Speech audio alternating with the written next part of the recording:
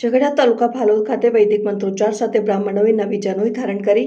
ઝઘડિયાના ભાલોદ બ્રહ્મ સમાજની વાડી ખાતે બ્રાહ્મણો દ્વારા વિધિવત મંત્રોચ્ચાર સાથે નવી જનોઈ ધારણ કરવામાં આવી। આ જનોઈ દર વર્ષે પૂનમ અને રક્ષાબંધન નિમિત્તે બદલવામાં આવતી હોય છે અને ઝઘડિયા તાલુકાના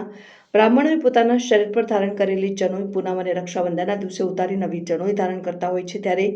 ઝઘડિયા તાલુકાના ભાલોદ ગામના બ્રાહ્મણોએ શ્રાવણી પૂનમના દિવસે શાસ્ત્રોક્ત વિધિ પ્રમાણે સામૂહિક યજ્ઞોપવિત ધારણ કર્યા હતા અને ભાલોદ ગામે આવેલી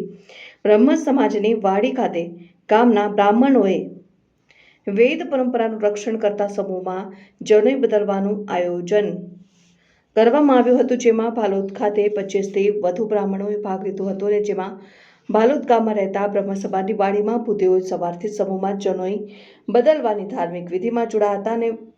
વૈદોક્ત મંત્રોચ્ચાર ગાયત્રી મંત્ર સાથે નવી જનોઈ ધારણ કરી હતી। અબ્દુલ રાવ ખત્રી ઉમલ્લા તમામ ભાલોદના ગ્રામજનો, ભૂદેવો અને આવેલા બહારથી જે કંઈ પણ બ્રાહ્મણો આવેલા હતા